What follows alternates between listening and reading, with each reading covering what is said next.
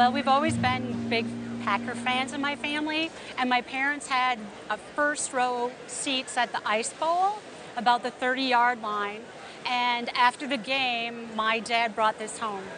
He brought it home. It was his souvenir from the Ice Bowl. Yes. So to set the scene, the Ice Bowl was played on December 31st, 1967, and it was the Green Bay Packers against the Dallas Cowboys, and this was the NFL championship game. So it was a really big game. Yes. In fact, many consider it the most important of the year, even though the NFL winner would go on to play in the Super Bowl against the winner of the AFL. Now, what does he remember about the game? It was very cold. It was 13 below zero. And it was very exciting because it came down to the last play of the game. And Jerry Kramer blocked for Bart Starr so they could get that touchdown. This is not only considered to be one of the greatest games of all time, but one of the coldest games. So the temperature was minus 13 degrees, and with the wind chill, it was minus 48. Now, I know Green Bay fans are hardy fans, but how do you handle 48 degrees below zero? Well, I think it was hardest for my mom because my mom didn't have long underwear. And of course, you dressed up to go to these games.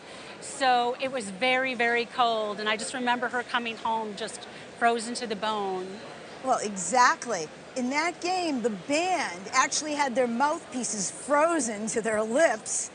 And even the officials had their whistles that froze. They couldn't use their whistles. They had to yell during the game. It was so cold.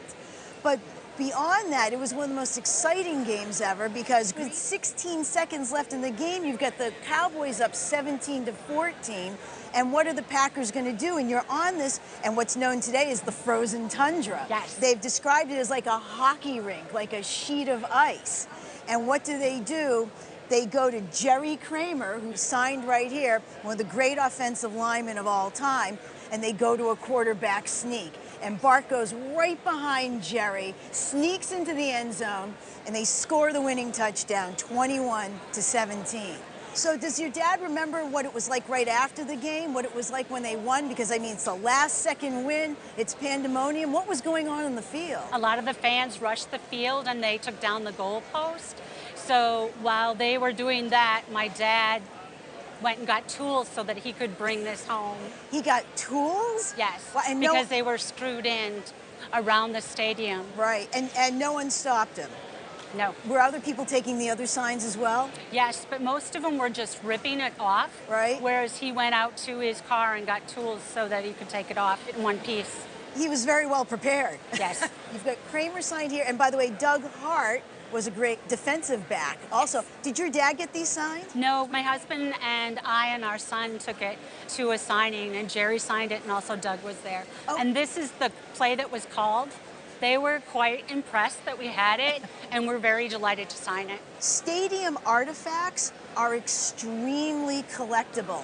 And in the 1990s and 2000s, there have been a number of stadiums, the Boston Garden, Busch Stadium, that have been torn down, Right. Tiger Stadium, and collectors go and buy these artifacts at auction.